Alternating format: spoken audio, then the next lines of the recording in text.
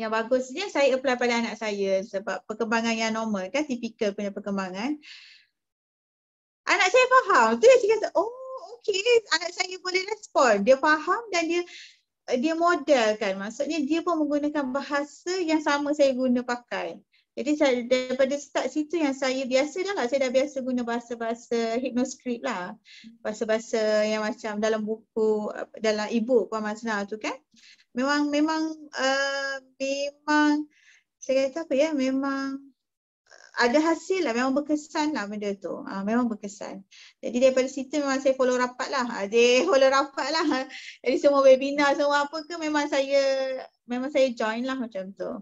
Jadi anak yang kedua saya ni, saya guna bahasa baik pun dia tak respon saya. Maksudnya saya cakap intonasi yang baik, saya cakap dengan lembut pun dia tak jalan. Dia tak jalan. Lepas tu saya memang macam blank lah. Saya blank. Sebab tu saya banyak mencari parenting apa strategi yang sesuai untuk dia lah. Jadi lepas tu saya guna pakai lah. Saya guna pakai yang apa tu, hypnoscript tu saya pakai. Saya memang agak terkejut lah.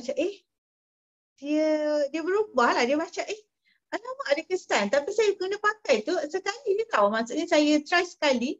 Lepas tu saya nampak dia terus respon. Dia terus respon which is like macam apa. Saya tak ingat lah ayat yang saya guna. Tapi ayat tu memang ayat yang menggunakan laras yang tinggi lah. Kata yang ini dia faham pula. Maksudnya dia lebih apa yang saya kata, mungkin dia nak kelainan ke macam tu lah. Saya rasa mungkin bahasa tu dia rasa special untuk dia macam tu. Tapi yang bila start pada dia lah yang memang anak lelaki saya tu yang saya berubah lah. Maksudnya berubah dari segi penggunaan ayat yang lebih teratur. And then yang menariknya dia guna pada adik dia. Pasal kakak pun, sebab saya tak guna secara langsung pada kakak dia. Tapi kakak dia dengar tu, kakak dia guna pakai lah. Guna pakai untuk dia. Sebab dalam adik-beradik tu, sebab mungkin dia lelaki kat tengah pula. Dia tu macam berbeza lah. Maksud saya berbeza dari segi approach dia tu. Approach dia lah. Lelaki tengah kot mungkin. Sebab utama beli e-book kerana anak nombor 2 lelaki tadilah. Buat dah cakap lembut apa semua tak jalan, tapi bila pakai skrip tu tiba-tiba dia respon. Walaupun bukan macam baru guna teknik tu. Betul, baru guna. Tak ingat situasi apa? Situasi apa sebabnya anak saya lelaki ni dia agak sensitif. Jadi bila kita nak kena reframing dia tu, banyak cara saya reframing, tapi yang guna hypnoscript ni memang berkesan. Lagi satu saya guna juga yang Puan Mazna ajar. Apa Puan Mazna? Yang guna teknik apa tu? Apa nama dia teknik dia tu yang kita cerita tentang orang lain. Tapi sebenarnya berkenaan dia. Apa nama teknik tu? Therapeutic storytelling. Yes. Yang itu pun saya agak surprise. Kata dia memang ingat cerita tu. Tapi dia memang saya tak, macam cara Puan Mazna ajar lah. Tapi memang berkesan betul. Sampai dia ingat-ingat cerita tu dan dia minta lagi. Cerita pasal budak lain ada lagi tak Mama? Macam tu. Oh okey. Sebab kan dia tanya lagi, ada lagi tak cerita yang pasal budak lain Mama? Budak lain lah yang macam Mama cerita. Tapi kan sebenarnya kita cerita budak lain tapi sebenarnya kisah dia kan.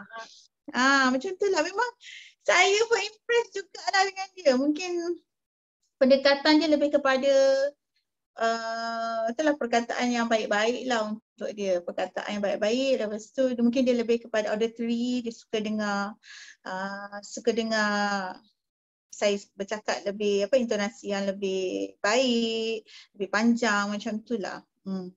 Ada satu situasi tu yang memang kena dengan dalam situasi yang Puan Mazna tulis dalam buku, dalam e-book tu. Jadi saya guna pakai ayat yang sama je. Saya guna pakai ayat yang sama.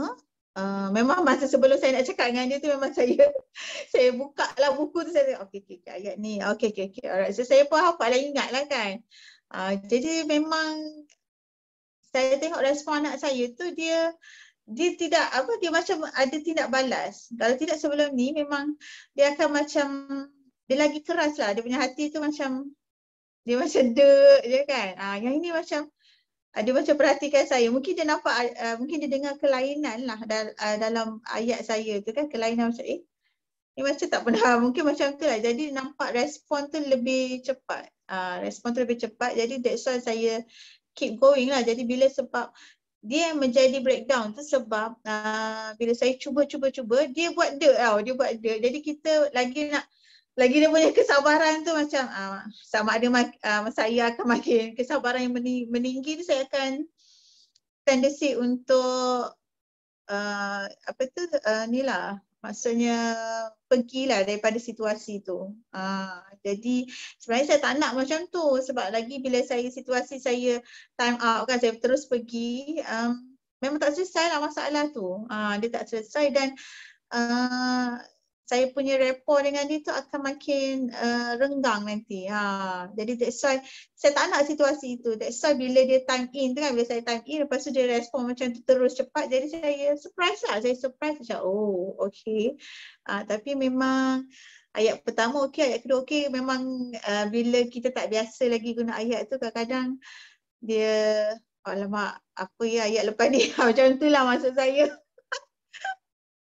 Ambil masa lah. Pagi kan ada satu budak saya pergi kursus lain, bengkel kan, ni kursus lain lah. Lepas tu dia kata you fake it until you make it. Mula-mula fake, macam palsu lah. Tapi lama-lama you make it. Kan, Allah bisa tegar biasa lah. Benda ni memang orang macam boleh kau jadi macam berlakon, cakap baik kan. Tapi buat je. Tak payah fikir, buat je. Nanti satu masa dia jadi naturally gaya kita lah. Kan sama lah, saya pun dulu masa nak buat pun memang bukannya terus cantik ayat tu, memang saya daripada 2012 kan saya start belajar komunikasi itulah yang lama kan, sampai dah jadi biasa, sampai dah jadi biasa lah kan.